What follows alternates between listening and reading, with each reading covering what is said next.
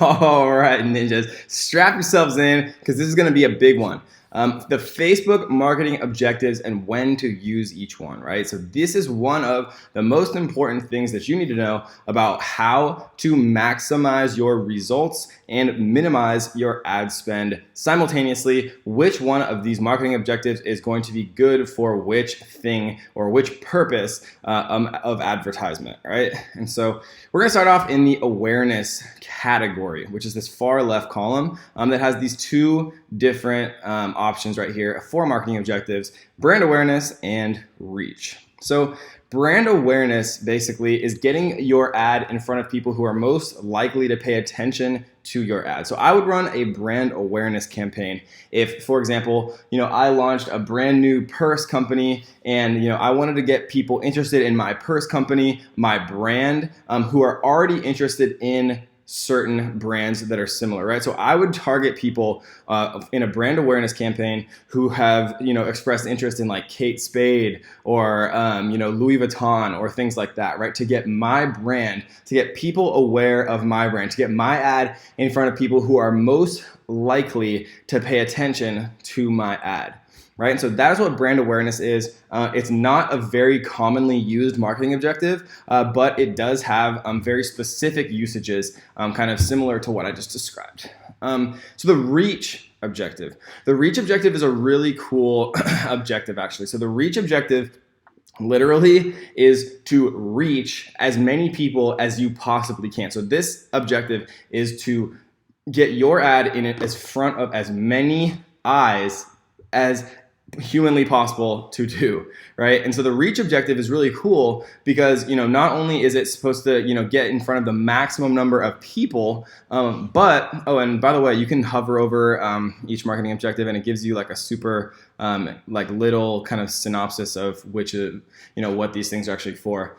But the cool thing about the reach campaign is you can do a couple of things. You can limit the number of times you show your ad to someone. So like you could say, okay, show my ad to as many people as possible, but don't show the same person my ad more than one time per week. Or you could say, don't show my ad to the same person more than once. And so you can actually limit the frequency that your ads are shown to a single person. And this is important because you don't want to spam people over and over and over again with your ads because they're going to get tired of it. They're going to get tired of seeing you. They're going to say that they want to hide that ad. They're going to report you potentially. And if people are giving negative feedback to your ads, it's going to decrease your relevancy. And if your relevancy goes down, then you're not going to be able to get as many impressions for your ad, and you could potentially get your ad account suspended as well.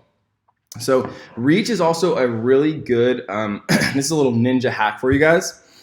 Reach is really good also to get your advertisement in front of a very targeted audience. So for example, let's say that I created a custom audience of people who purchased my product, and I wanted to only show this brand new advertisement that I was making to like the 1,000 or 2,000 people who had purchased my product. And I was going to say, hey, thanks so much for purchasing our product. Because you're like such an awesome, amazing, loyal customer, we wanted to give you 50% off of our brand new course, or like our brand new Corgi merchandise, or whatever it is, right? It doesn't matter if it's a physical product, digital product, whatever. So if I have a very targeted audience, audience that is my purchasers, right? So this custom audience is 1,000 people strong, or 2,000 people strong, or 10,000, or whatever it is, right? But they're very, very targeted. They know who I am. They're an extremely warm or even hot audience because they've already made a purchase from me. If I have a very defined audience, reach is actually a fantastic marketing objective to use to get my ad in front of all of those people for very cheap. So a lot of people would make a mistake here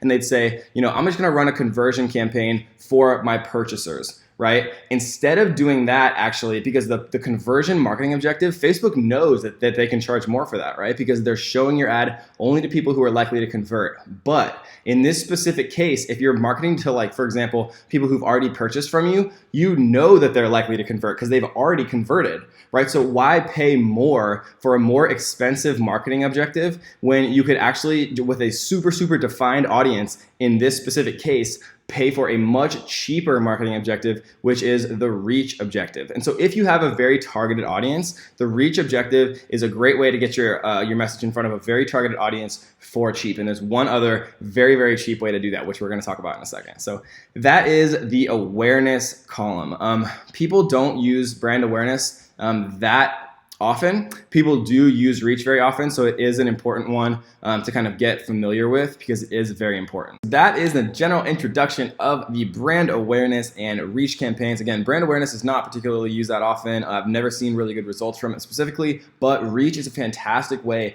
to reach as many people, literally to reach as many people as you can. And when you have a very targeted audience of people who've already interacted with you in custom audiences and things like that, reach is a very inexpensive way to get a very targeted ad in front of as many eyes that you already know are interested as possible. And so we're going to go a lot deeper into the reach campaign later on when we actually go through. You sit over my shoulder as I set up complete campaigns for all of the important marketing objectives, guys. But that was your introduction for the awareness category, brand awareness and reach. So I hope you enjoyed that one, guys, and let's get to the next.